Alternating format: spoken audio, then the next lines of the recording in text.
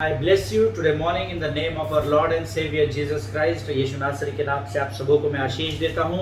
यहोवा परमेश्वर के नाम से मेरा उद्धार करता है। यीशु नासरी के नाम से आप सभी को सलाम करता हूँ।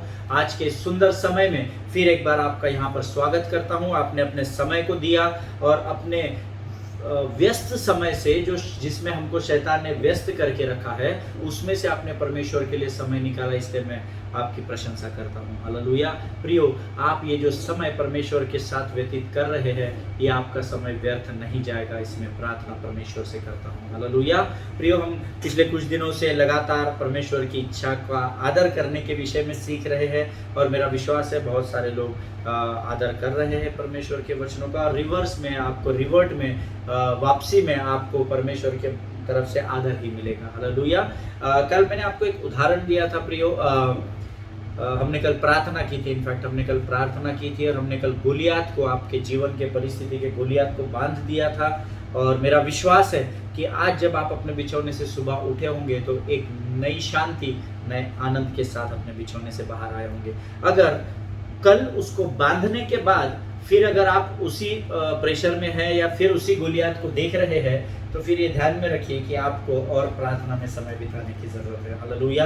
क्योंकि एक बात आप हमेशा याद रखिए, परमेश्वर का वचन सत्य है जो कहता है that God has not given us the spirit of fear but of power, love and sound mind. आमेन। अपने माइंड को, अपने मन को, अपने विचारों को मजबूत करना जरूरी है। जब विचार सकारात्मक रहेंगे तो डर आएगा ही नहीं। हालेलुया। आइए प्रियो, आज हमने मनन के लिए भजन संहिता उसका 29 अध्याय और उसके 1 और 2 वचनों को हम पढ़ेंगे। Psalms chapter 29 verses 1 and 2। वचन कहता है, हे परमेश्वर के पुत्रों, यहोवा का, हाँ यहोवा ही का गुणानुवाद करो। यहोवा की महिमा और सामर्थ को सराहो। यहोवा के नाम की महिमा करो। पवित्रता से शोभायमान होकर यहोवा को दंडवत करो। हालेलुया। परमेश्वर इन पढ़े हुए वचनों पर आशीष दे। परमेश्वर 2 बार हमको चिता रहा है, यहोवा का, हाँ यहोवा का ही गुणानुवाद करो। आमीन। अर्थात यहोवा के अलावा और किसी के आगे अपने सिरों को मत झुकाओ। चाहे आपका जॉब हो, आपके प्रमोशन हो, आपका बिजनेस हो, आपका कार्य हो, आपका कोई भी जीवन का क्षेत्र क्यों ना हो, परंतु यहोवा का वचन कहता है कि अपने आप को पवित्रता से शोभायमान करके सिर्फ और सिर्फ यहोवा ही का गुणानुवाद करो और उसे ही दंडवत करो। आमीन। आइए हम इस सब प्रार्थना करेंगे। Thank you Jesus, thank you Jesus, thank you Jesus. धन्यवाद यीशु, धन्यवाद यीशु, धन्यवाद यीशु।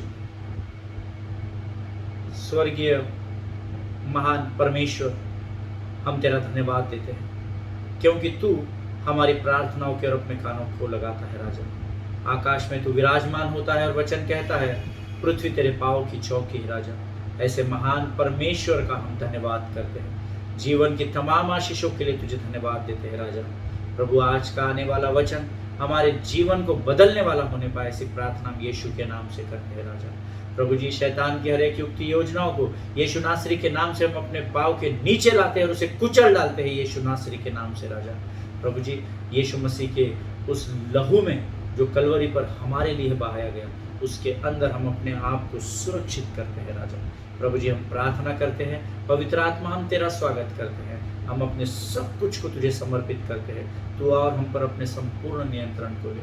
सारी बातों को तेरे हाथों में सौंपते हैं और इस विनती को धन्यवाद के साथ यीशु नासरी के नाम से मांगते हैं। सुन और बड़ी दया से ग्रहण कर। आमीन। हालेलुया। प्रियो, कल हमने कुछ वचनों को देखा था, कुछ वचनों का अध्ययन किया था और प्रभु का धन्यवाद हो कि परमेश्वर लोगों से वचनों के द्वारा बात करता है। वो अपने वायदे का पक्का प्रभु है, वो बदलता नहीं है। हालेलुया। कल हमने समाप्त करते समय एक वचन का अध्ययन किया था, पहला शमूएल उसका 17 अध्याय उसका 43 वचन कल हमने अध्ययन किया था। और मेरा विश्वास है कि अगर आपने गंभीरता से वचनों का अध्ययन किया होगा तो आपको जरूर ये वचन पता होगा। आज हम फिर एक बार इसी वचन से समरी के साथ शुरू करेंगे ताकि हम वचन को हमें समझने में आसानी हो। आमीन। सो आइए इस समय हम अपने पवित्र शास्त्र निकालेंगे, उसका पहला शमूएल उसका 17 अध्याय उसका 43 वचन हम पढ़ेंगे। तब पलिश्ती ने दाऊद से कहा, क्या मैं कुत्ता हूं कि तू लाठी लेकर मेरे पास आता है? तब पलिश्ती अपने देवताओं का नाम लेकर दाऊद को कोसने लगा। And yesterday we have already learn that before this episode, ये काम होने से पहले या ये वचन के पहले हमने देखा है कि दाऊद आत्मिक युद्ध में पहले ही कूद गया था और सिर्फ शरीर के रूप में वो दाऊद के गोलियत के निकट जाकर रुक गया। लेकिन पहले दाऊद ने क्या किया, पहले गोलियत ने क्या किया, पहले गोलियत अपने सामर्थ्य के द्वारा आया। हालेलुया। खुद की बुद्धि, खुद के बल, खुद के ज्ञान के द्वारा। See when David started, first he jumped up into the spiritual warfare and then he came on the physical battleground. जब दाऊद ने शुरू किया तो वो पहले आत्मिक युद्ध में आया। उसने कहा कि ये कौन है जो जीवित परमेश्वर की सेना को ललकारता है, और फिर वो अपने शरीर को लेकर दाऊद के निकट आया। लेकिन दाऊद पहले उसके निकट आया और उसके बाद जो हमने वचन पढ़ा है उसमें वचन कहता है कि वो पलिश्ती दाऊद को उसके देवताओं के नाम से कोसने लगा। हालेलुया। और इसके बारे में हम कल सीख चुके हैं प्रियो। अब यहाँ पलिश्ती अपने देवताओं के नाम लेकर दाऊद को श्राप देने लगा, अर्थात जहां जहां देवता आ जाते हैं वहां वहां स्पिरिट आ जाते हैं। हालेलुया। क्योंकि देवता दिखते नहीं हैं, हम सब जानते हैं। एक प्रकार से इससे पहले कि इनका फिजिकल बैटल शुरू हो, एक दूसरे से शरीर की लड़ाई शुरू हो, इससे पहले ही आत्मिक संसार में युद्ध शुरू हो चुका था। हालेलुया। अब एक और वचन हम पढ़ेंगे, पहला शमूएल उसका 17 अध्याय उसका 45 वचन। यहाँ से आज हम शुरू करेंगे। हम सब उन वचनों में ध्यान लगाएंगे और सब मिलकर पढ़ेंगे। आमीन। वचन कहता है, दाऊद ने पलिश्ती से कहा, तू तो तलवार और भाला और सांग लिए हुए मेरे पास आता है, परंतु मैं सेनाओं के यहोवा के नाम से तेरे पास आता हूं, जो इजरायली सेना का परमेश्वर है, और उसी को तूने ललकारा है। आमीन। परमेश्वर इन पढ़े हुए वचनों पर हम सबों को बहुतायत से आशीष दे। अब प्रियो, यहाँ कुछ बहुत ही इंपॉर्टेंट बातें हैं जो मैं आपके साथ आज बांटना चाहता हूँ, जो प्रभु की आत्मा ने मुझे बताई है, और मैं चाहता हूँ आप बड़े ध्यान लगाकर इसको सुनिएगा, क्योंकि ये वचन मेरे और आपके जीवन के लिए आशीष को उत्पन्न करेंगे। आमीन। प्रियो, यहाँ पर पलिश्ती ने जो वचन हमने पढ़ा, यहाँ पर पलिश्ती गोलियत ने अपने देवताओं के नाम को लेकर आया। आमीन। और that means here David's God was going to fight against Goliath's God. Amen. इसका अर्थ ये है कि दाऊद का परमेश्वर अब यहाँ पलिश्ती के परमेश्वर से युद्ध करने वाला है। Hallelujah. That means it was a spiritual battle. Amen. As I already told you earlier, मैंने आपको पहले ये बताया कि that means now यहाँ पर फिजिकल शुरू होने से पहले आत्मिक युद्ध शुरू हो गया। आमीन। और यहाँ पर इस वचन में दाऊद इस बात को जानता था कि उसका परमेश्वर यहोवा गोलियत और गोलियत के देवताओं से ऊंचा और महान परमेश्वर है। हालेलुया। क्योंकि दाऊद परमेश्वर और उसकी वाचा को जानने वाला परमेश्वर था। आपको याद है कि इसने शाऊल को बोला था कि मैंने भालू और सिंह को भी, जब मेरे बछड़े पर, मेरे भेड़ों पर जब जंगली जानवर अटैक करते थे, तो मैंने सिंह और भालू के जबड़े को तक मैंने फाड़ डाला है। तो ये खतना रहित पलिश्ती क्या है कि जीवित सेना को ललकारे। हालेलुया। परमेश्वर के लोगों को ये ललकार रहा है। इसकी क्या ताकत है, इसकी क्या सामर्थ है। मैंने तो सिंह और भालू के जबड़ों को भी फाड़ डाला है। आमीन। दैट मीन्स दाऊद पहले से अपने परमेश्वर और परमेश्वर की सामर्थ को और परमेश्वर की वाचा को जानता था। Hallelujah. Always remember one thing in your mind. हमेशा एक बात अपने जहन में डाल लीजिए प्रियो, when you are under the covenant of the Lord, you receive the authority from the Lord. Hallelujah.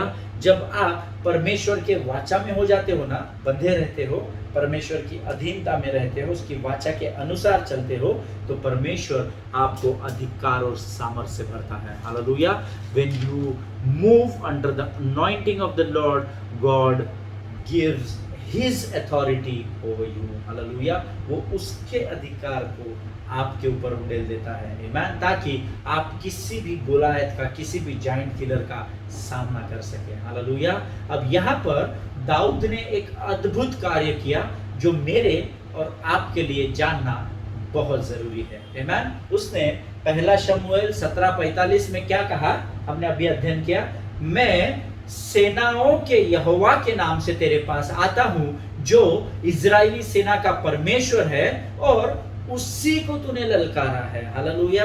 Dawood यहाँ ये बताना चाह रहा है, भाई मुझे, मेरे राजा को, मेरे भाइयों को, मेरे इजराइल के सारी सेना को तूने नहीं ललकारा, तूने वाचा रहित अर्थात खतना रहित होने के बाद तूने परमेश्वर को स्वयं ललकारा है। हालेलुया।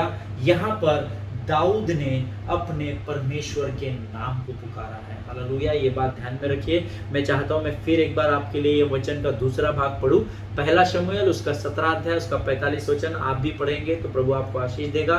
पहला शमूएल 17 अध्याय 45 वचन। First Samuel chapter 17 verse 45। दूसरा भाग, मैं सेनाओं के यहोवा के नाम से तेरे पास आता हूं जो इजरायली सेना का परमेश्वर है और उसी को तूने ललकारा है। यहाँ पर दाऊद ने क्या किया है? अपने परमेश्वर के नाम को पुकारा है। आमीन। प्रियो, आपकी एक अधिक जानकारी के लिए, आपके ज्ञान से भरे जाने के लिए मैं आपको एक बात बता दूं। पुराने नियम में in the old testament the name, पुराने नियम में परमेश्वर के 84 अलग अलग नामों से परमेश्वर को पुकारा गया है। कितने आप लिख लीजिए, 84। गूगल में आप जाएंगे तो 85 बताता है, कुछ बुक्स उसके 12 नाम बताता है ना।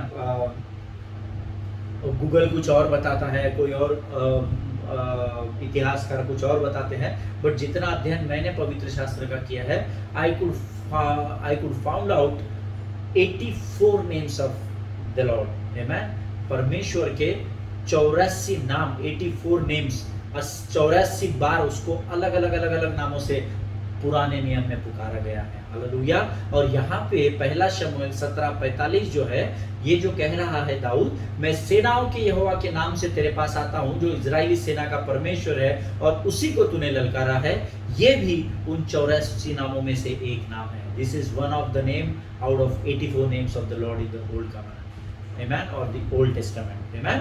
प्रियो, अब प्रश्न ये है कि क्यों इतने बार अलग अलग परमेश्वर के नाम लिखे गए? ये सबसे बड़ा प्रश्न है, क्योंकि ये मुझे भी आया जब मैं इसका अध्ययन कर रहा था कि अलग अलग 84 टाइम्स क्यों ओल्ड टेस्टामेंट में परमेश्वर को पुकारा गया है। बाद में मुझे अध्ययन करने के बाद ये पता चला कि परमेश्वर के उसको हर बार अलग अलग परिस्थितियों के लिए नामों से पुकारा गया है। हर बार जब इजरायलियों के ऊपर कोई परिस्थिति आती थी, परमेश्वर जिस तरीके से, जिस सिचुएशन में, जिस परिस्थिति में उनके लिए उस कार्य को विजय में बदल देता था, उनके हार को जीत में बदल देता था, तो हर बार परमेश्वर के नाम को अलग अलग तरीके से रखा जाता था। हालेलुया। मैं आपको वचनों के द्वारा प्रमाणित करूंगा। ये कोई मिथ नहीं है, ये कहानी कल्पना नहीं है, वचन के द्वारा हम प्रमाणित होते हुए इसको देखेंगे। आमीन। तो इसका अर्थ है कि आपके जीवन के हर उस जायंट किलर से निपटने के लिए एक अलग नाम को आपको और मुझे दिया गया है। आमीन। इतने सारे नाम है कि हम सिर्फ हमको ये सीखना पड़ेगा कि किस परिस्थिति में परमेश्वर को किस नाम से पुकारना है। यहाँ पर दाऊद ने किस नाम से पुकारा? मैं सेनाओं के यहोवा के नाम से तेरे पास आता हूं जो इजरायली सेना का परमेश्वर है और उसी को तूने ललकारा है। हालेलुया। प्रियो, यहाँ पर दाऊद ने वहां की परिस्थिति के अनुसार परमेश्वर को पुकारा। हालेलुया। अगर आप उत्पत्ति का पहला अध्याय पहला ही वचन देखेंगे, है ना, Genesis chapter 1 and verse 1 says, आदि में परमेश्वर ने आकाश और पृथ्वी की सृष्टि की या पृथ्वी का निर्माण किया। आमीन। यहाँ पर उसे इलोहिम ये नाम दिया गया है, अर्थात इज़राइल का परमेश्वर, द गॉड ऑफ इज़राइल। आमीन। उसको एलोहिम ये नाम दिया गया। आदि में पर एलोहिम परमेश्वर ने आकाश और पृथ्वी की सृष्टि की। आमीन। ऐसा मैं नहीं कहता, ऐसा वचन में लिखा हुआ है। हालेलुया। क्योंकि उसने इज़राइल आकाश और पृथ्वी का निर्माण किया, इसलिए उसका नाम एलोहिम लिखा गया, जिसका अर्थ होता है इज़राइल का परमेश्वर। आमीन। उसके बाद जब आप उत्पत्ति की किताब उसका पहला अध्याय उसके 27वें वचन में अगर आप आएंगे, मैं चाहता हूं आप खोल ले, अपने नोट्स में भी लिख ले। उत्पत्ति की किताब उसका the book of Genesis chapter 1 and verse 27, है ना, उत्पत्ति की पुस्तक उसका पहला अध्याय उसका 27 वचन कहता है, तब परमेश्वर ने मनुष्य को अपने स्वरूप अनुसार उत्पन्न किया। बस उतना ही हमारा पढ़ने का विषय है। प्रभु इन पढ़े हुए वचनों पर आशीष दे। तब परमेश्वर ने मनुष्य को अपने स्वरूप उत्पन्न किया। यहाँ पर उसने अपने आप को यहावे या यहोवा, कैपिटल में LORD, लॉर्ड लिखते हैं हम, है ना, L capital, O capital, R capital, D capital, means Jehovah, because here he wants to relate the mankind. Hallelujah. यहाँ पर उसने अपने आप को प्रकट करते समय यहोवा कहा। आमीन। यहोवा या जेहोवा, जिसका अर्थ है यहाँ पर LORD, लॉर्ड, अर्थात परमेश्वर का अर्थ है कि अब यहाँ मनुष्य की सृष्टि या मनुष्य को मैं अपने स्वरूप में इसलिए बनाता हूँ क्योंकि मैं मनुष्य के साथ, मानव जाति के साथ एक संबंध को कायम करना चाहता हूँ। हालेलुया। हमने पहले देखा उस परिस्थिति में जब आकाश और पृथ्वी का निर्माण किया तो उसका नाम इलोहिम था। यहाँ पर जब उसने मनुष्य की सृष्टि की तो उसका नाम यहोवा या जहोवा, JEHOVAH ऐसा रखा गया। Hallelujah. when he wants to show you the in charge of everything, जब उसको आपके ऊपर अधिकारी बनना था तो उसने अपना नाम अदोनाई बताया। हालेलुया। उसका नाम ADONAI, हम जानते हैं अदोनाई नाम पवित्र शास्त्र में है, हम सब जानते हैं। आमीन। अब एक एक शब्द का हम कभी प्रभु ने चाहा तो एक एक शब्द को इलाबरेट करेंगे, बहुत बड़ी स्टडी है। यहोवा शब्द की स्टडी कम से कम 15 दिन 20 दिन जाएगी। एलोहिम अलग जाएगी, शालोम अलग जाएगी, एदोनाई अलग जाएगी, है ना। बहुत बाइबल बहुत विशाल है। आमीन। इसीलिए तो पवित्र शास्त्र कहता है कि अगर पवित्र शास्त्र पूरा लिखा जाता तो इस संसार का कागज और इस संसार की स्याही भी कम पड़ जाती। हालेलुया। इतना विशाल परमेश्वर है हम जिसकी हम सेवा करते हैं। इसीलिए हमको इस 9 फीट 6 इंच के गोलियत से डरने की कोई जरूरत नहीं है। हालेलुया। क्योंकि उससे ऊपर, उसके देवताओं के ऊपर मेरे और आपके परमेश्वर की सामर्थ कार्य करती है। हालेलुया।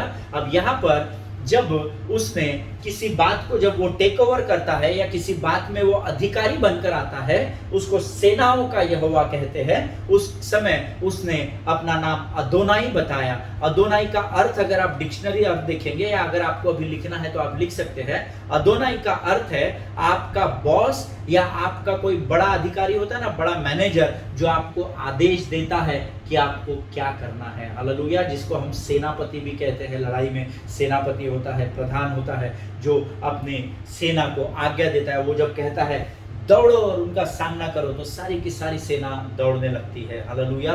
उसको अदोनाई कहा जाता है। आमीन। सो परमेश्वर ने अपने एक नाम को अदोनाई भी रखा ताकि वो आपके ऊपर अधिकारी होकर, आपके ऊपर अधिकारी होकर आपको दिशा निर्देश दे सके, ताकि उन दिशा निर्देशों के द्वारा आप उसके आज्ञा का पालन कर सके। हालेलुया। निर्गमन 3 अध्याय उसका 14 वचन हम पढ़ेंगे। निर्गमन उसका 3 अध्याय उसका 14 वचन। आमीन। Exodus chapter 3 and verse 14 says,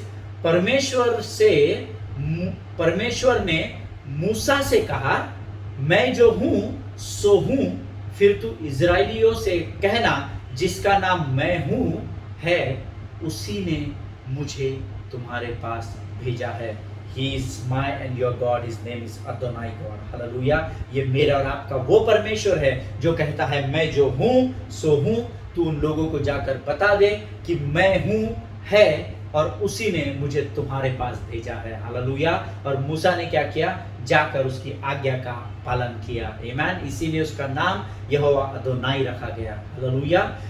number 4, जब आप किसी जरूरत में होते हैं तो वो आपके लिए यहोवा यीरे परमेश्वर होता है। हालेलुया। ये तो हम सब जानते हैं। परमेश्वर के कई नामों को कई लोग जानते ही नहीं हैं। आमीन। अभी हम जो अध्ययन कर रहे हैं, मेरा विश्वास है शायद आप एलोहिम सुने हैं, अदोनाई सुने हैं, आपने यहोवा यीरे सुना होगा, है ना, आपने जेहोवा या यहोवा सुना है। परंतु जिस अध्ययन को हम आगे लेकर बढ़ेंगे वो नाम शायद ही आप में से किसी ने सुना होगा जो आज हम अध्ययन करने वाले हैं। हालेलुया। यहाँ पर पहले हमने देखा उत्पत्ति 1:1 में उसका नाम क्या था? उसका नाम एलोहिम परमेश्वर था। उत्पत्ति 1:27 में क्या था? उसका नाम यहोवा या जेहोवा था, यहोवा परमेश्वर। बाद में हमने तीसरे अध्याय में क्या देखा? निर्गमन 3 और 14 में मैं जो हूं सो हूं, वो अदोनाई परमेश्वर है। नंबर 4 मैंने आपको बताया, जब आप किसी भी जरूरत में होते हैं तो आपके लिए वो यहोवा यीरे बनकर आता है। हालेलुया। उत्पत्ति की किताब उसका 22 अध्याय उसका 14 वचन हम सब लोग निकालेंगे। The book of Genesis chapter 22 and verse 14, हम सब मिलकर पढ़ेंगे इस वचन को। उत्पत्ति 22:14 कहता है, अब्राहम ने उस स्थान का नाम यहोवा यीरे रखा। इसके अनुसार आज तक भी कहा जाता है कि यहोवा के पहाड़ पर उपाय किया जाएगा। आमीन। हम अब्राहम और इसहाक की स्टोरी को सब जानते हैं, कैसे वो ऊपर गया, कैसे उसने बलिदान के लिए वेदी पर इसहाक को डाला और फिर कैसे मेमने का प्रयोजन हुआ। तब अब्राहम ने उस स्थान का नाम यहोवा यीरे रखा। हालेलुया। प्रिय, ऐसे परमेश्वर के 84 नेम्स है। अगर हम 84 नेम्स की ऑल टुगेदर स्टडी करेंगे तो it will take more than 1.5 years, 1 या 1.5 साल हमको लग जाएगा अध्ययन करते करते, वो भी सारांश में, डिटेल में नहीं, कम शब्दों में। हालेलुया। सो प्रियो, परमेश्वर अपने कार्यों को करने के लिए पुराने नियम में हर बार उस परिस्थिति का, जब वो लोगों के लिए, इजरायलियों के लिए विजय दिलाने के लिए आता था, तो वो अपने आप को एक नया नाम के साथ आता था, ताकि आप जब कभी भी उस परिस्थिति में रहे तो उस परिस्थिति के अनुसार जब आप उसको पुकारेंगे तब वो आपके लिए स्वर्ग से उतर कर आएगा। हालेलुया। प्रियो, ऐसे और कई नाम है जो परमेश्वर को दिए गए हैं, क्योंकि हम जीवन की परिस्थिति में कहीं पे भी, किसी भी परिस्थिति में क्यों न रहे, उस परिस्थिति के अनुसार जब हम परमेश्वर के नाम को लेकर हमारे विरोध में खड़े जायंट किलर का सामना करते हैं तो वो धराशायी हो जाता है, जैसा गुलियात दाऊद के सामने हो गया। हालेलुया। आमीन। प्रियो, जब आपका मन अस्वस्थ होता है तो वो यहोवा शालोम बनकर आपको शांति देने आता है। हालेलुया। जब आप बीमारी में कमजोर होते हैं, जब आप मृत्यु से लड़ रहे होते हैं, तब जब आप कहते हैं कि मैं प्रभु यीशु मसीह के कोड़े खाने से चंगा हो चुका हूं, तो वो यहोवा राफा बनकर आपके जीवन में आता है। हालेलुया।